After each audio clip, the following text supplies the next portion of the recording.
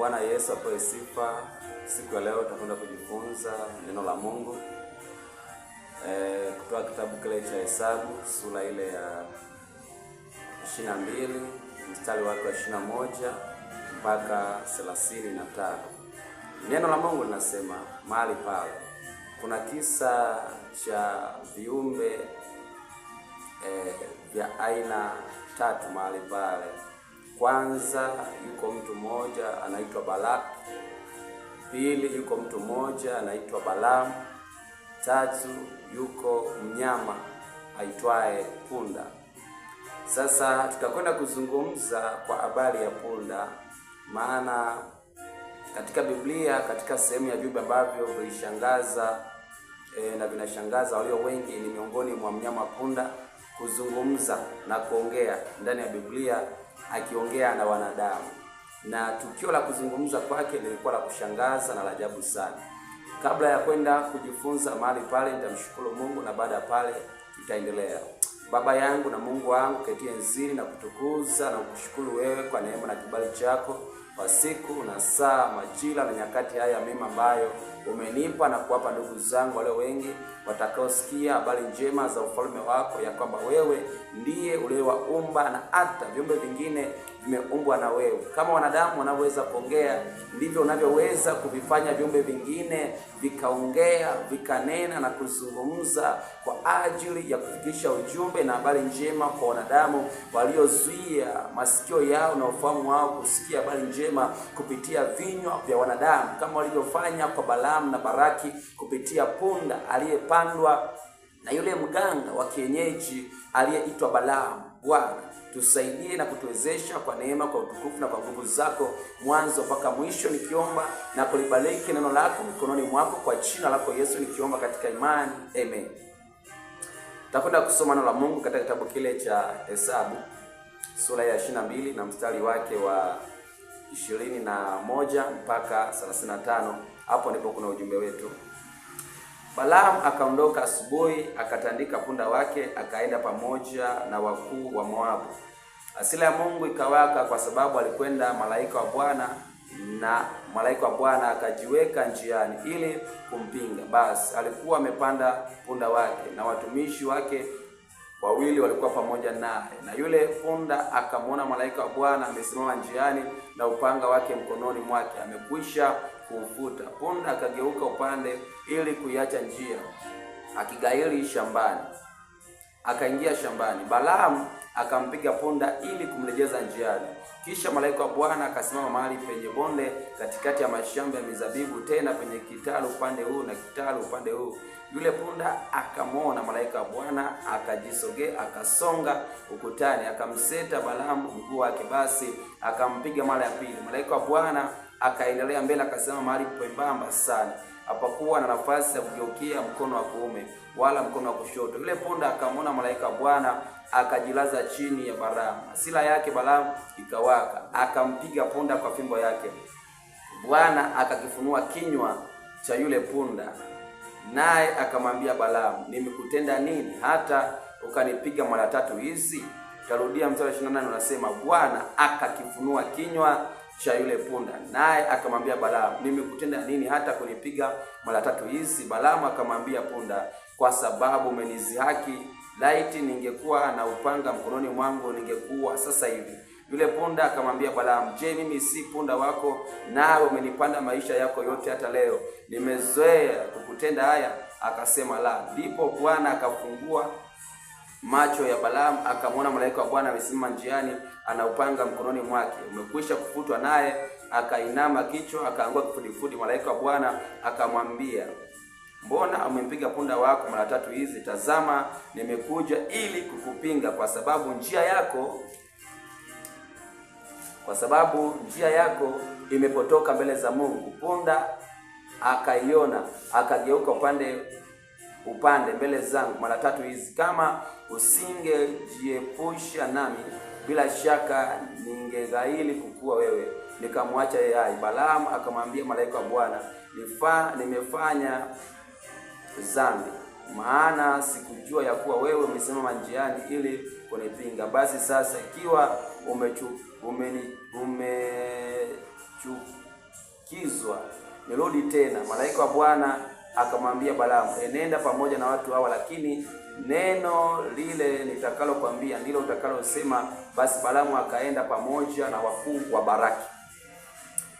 Kwa ufupi sana, kabla kuendelea, habari hii ni habari ya mfalme mmoja aitwaye Balaki na mtu mmoja ambaye ni mganga wa kienyeji aliyekuwa anaitwa Balaamu, lakini pia na mnyama wake punda ambaye miaka mingi alikuwa naye akimtumia katika shughuli za usafiri, akitaka kusafiri kwenda kwenye kazi zake za uaguzi, matambiko, lamuli na mambo mengine ya kusoma nyota, mambo mengine ya watu wanaomhitaji. Lakini kuna kisa kianzia mstari wa kwanza na mistari mingine ya nyuma sura zilizopita. Habari yenyewe ni wakati Wanaisraeli wanatoka taifa la Misri utumwani kuelekea nchi yao ya ahadi, yani Israeli, nchi ambao Bwana aliwaandalia, nchi wenye maziwa na asali.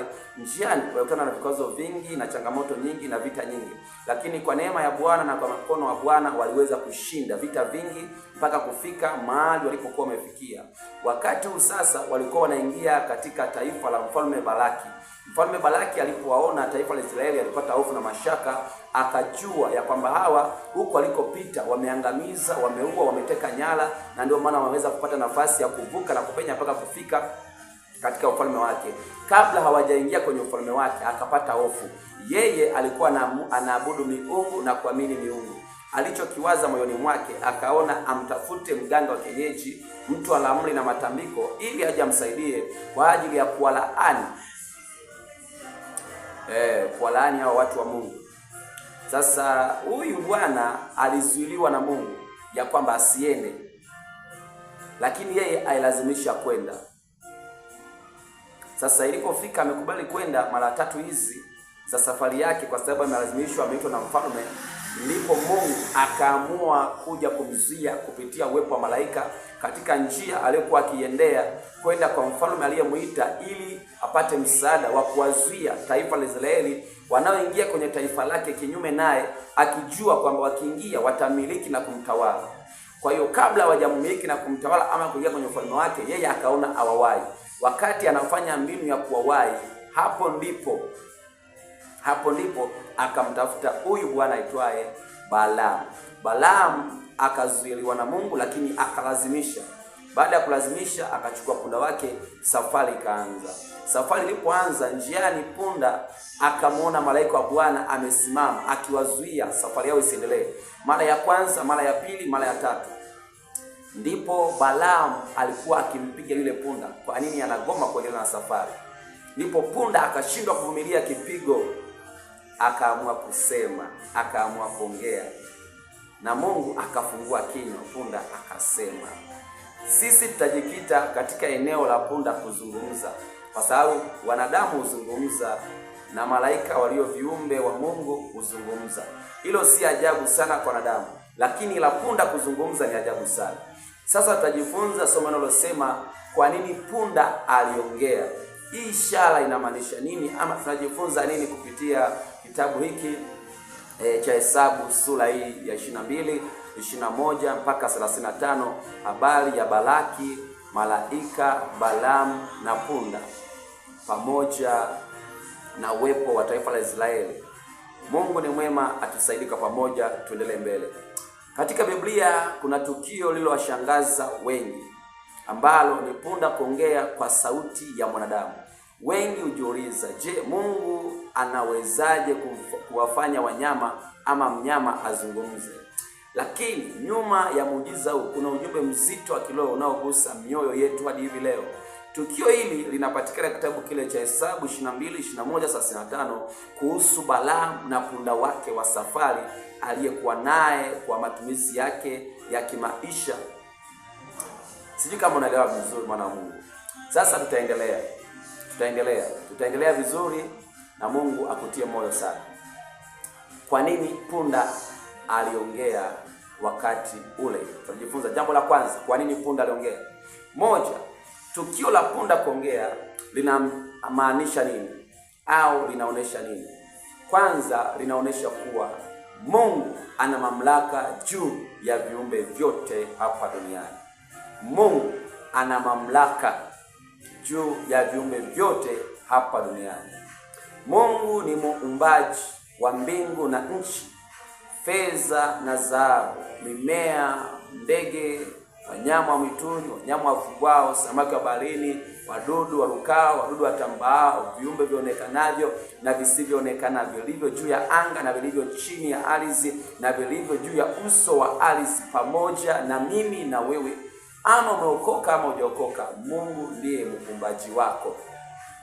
Sasa kwa kuwa Mungu ndiye ametuumba na ameumba vitu vyote, anaweza kutumia kitu chochote atakacho kwa lengo maalum, kwa kusudi maalum, kwa mpango maalum na kwa nia maalum ili kutimiza kusudi lake. Kufungua kinywa cha punda kulithibitisha kuwa hakuna kilicho chini ya mamlaka au kilicho juu ya mamlaka ya Mungu. Vyote viko chini ya utawala wa Mungu. Hakuna kiumbe chochote kilicho juu ya mamlaka ya Mungu. Vyote viko kwenye utawala, chini ya utawala wa Mungu. Vinaongozwa, vinasimamiwa, vinaamriwa na Mungu mwenyewe. Kwa nini? Mstari 28 unasema Bwana akafungua kinywa cha punda, punda akaanza kusema na kuzungumza. Kwa hiyo tukio lile la kuzungumza kwa punda linaonesha kwamba Mungu ana mamlaka juu ya viumbe vyote, na kwa kuwa na mamlaka anaweza kukitumia kiumbe chochote kuzungumza, kutumika, kufanya na kukamilisha kusudi alilokusudia kwa mtu ama kwa watu. Na ndio maana Yesu alisema katika kitabu kile cha Luka 19 na mstari wake 40, akasema, nawaambia ninyi, wakinyamaza hawa mawe yatanena kwa sauti kuu. Huyo ni Yesu anawaambia kwamba kama watu wakinyamaza, mawe yanaweza kunena kwa sauti kuu kuliko hata wanadamu walivyonena. Hiyo inathibitisha pia uwezo wa Mungu wa viumbe kuzungumza. Kama wanadamu watashindwa kuzungumza, ama Mungu atataka kutumia viumbe hivyo kutimiza kusudi na lengo lake kwa ajili ya mtu, watu, taifa au chochote akitakacho. Kwa hiyo Hesabu 22:28 pale na kitabu cha Luka hiyo sura 19:40 vyote bado vinaonesha kwamba viumbe vyote viko chini ya mamlaka ya Mungu, vinatawaliwa na Mungu, vimeumbwa na Mungu, vinaamriwa na Mungu, vinapangiwa na Mungu, na Mungu ana uwezo wa kuamua kutumia kiumbe chochote kutimiza kusudi na mpango wake kwa mtu na kwa watu. Hiyo ni sababu ya kwanza kwa nini punda aliongea, ni kwamba ni kuonyesha kuwa Mungu ana mamlaka juu ya viumbe vyote, vionekanavyo na visivyoonekana, vifugwavyo na visivyofugwa, vidogo kwa vikubwa. Hiyo ni sababu ya kwanza. Na sababu ya pili, Mungu alitaka kumfundisha Balaamu unyenyekevu. Mungu alitaka kumfundisha Balaamu unyenyekevu. Unyenyekevu si kuongea kwa upole, unyenyekevu si kupiga magoti, unyenyekevu si kuinama wakati wa kuongeleshwa au kusema asante wakati wa kupewa kitu. Unyenyekevu ni roho iliyopondeka ndani ya mtu kwa ajili ya kusikia na kutii na kutendea kazi kile ulichokisikia. Sasa Balaamu alisikia Mungu amemzuia asiende, lakini Balaamu hakutii na kutendea kazi alichokisikia. Kwa hiyo Balaamu alikosa unyenyekevu. Mungu akaamua kuja kumfundisha Balaamu kuwa mnyenyekevu kupitia kuzungumza na kuongea kwa punda. Cha kushangaza ni kwamba punda alimuona malaika wa Bwana wa kwanza, lakini nabii Balaamu hakumuona punda. Sijui kama unaelewa.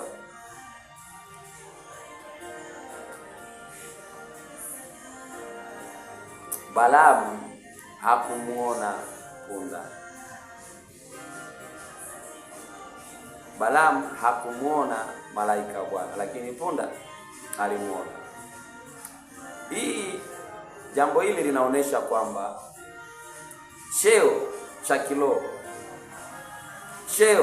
cha kiroho, nafasi ya uongozi, huduma, kalama na kipawa alichokupa Mungu hakizui mtu kukosea, na kiburi hufunga macho ya rohoni. Narudia, kuwa na cheo cha kiroho, kuwa na huduma, kuwa na kalama, kuwa na kipawa hakuzui mtu kukosea, na mtu anayekosea kwa hakika kiburi hufunga macho ya rohoni. Kwa hiyo Balaamu macho yake ya rohoni yalifungwa kwa sababu ya kiburi, na alikuwa nabii na una utumishi wake wa Mungu haukumzuia yeye haukumpa kipaumbele kumuona malaika wa Bwana, bali punda asiyeokoka, punda asiyeenda mbinguni, punda asiyesema, punda anayeonekana macho yake ni ya wenge, ndiye alihusika wa kwanza kumuona malaika wa Bwana.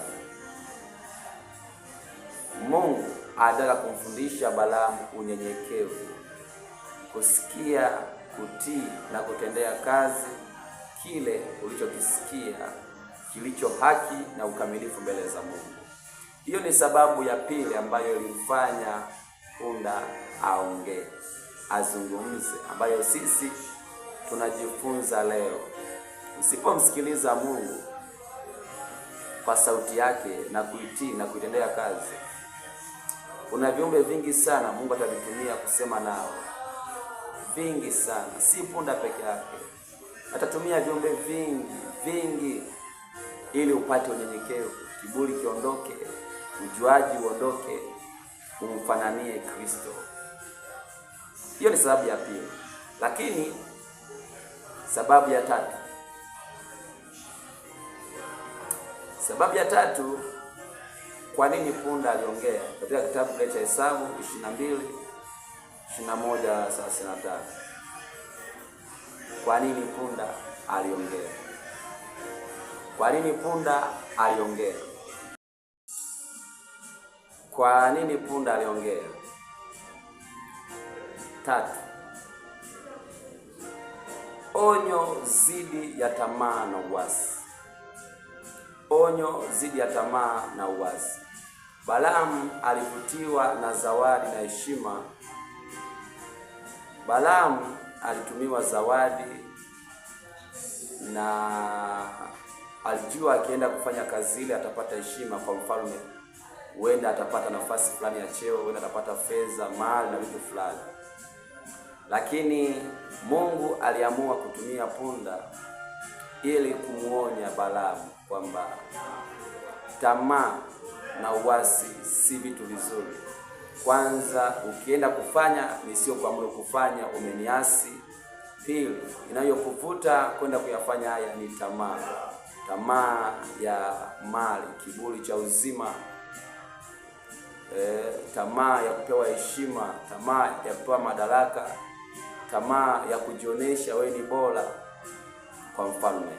Sasa Balaamu alikutiwa na zawadi na heshima, lakini alisahau ya kwamba hayo ambayo alikuwa anakwenda kuyafanya alikuwa anamkosea Mungu, maana Mungu ameshamzuia ya kwamba usiende, ya kwamba usifanye hayo, ya kwamba usikubali zawadi, usikubali wito huo, maana wito huu sio mwema.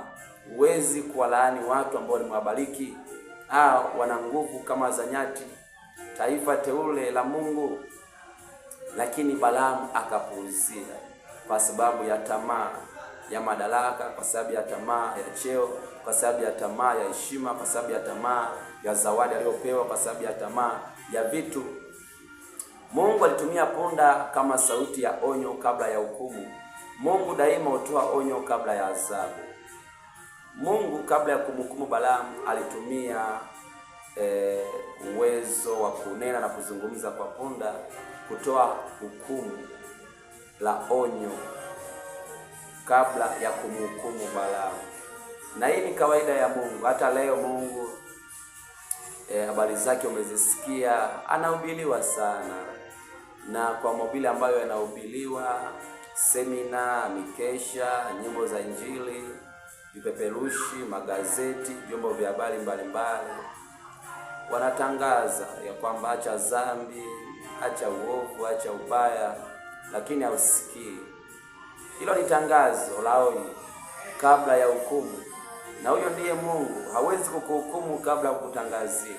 Anatangaza, hata leo anatangaza, na hata somo hili linatangaza ya kwamba ipo hukumu inakuja, na kabla ya hukumu hiyo sikia tangazo ya kwamba yeyote atakaye patikana na hatia ya makosa na dhambi atahukumiwa katika jehanamu na ziwa la moto, na yeyote atakayemkiri Yesu Kristo kuwa Bwana na Mwokozi wa maisha yake, huyo ataokoka.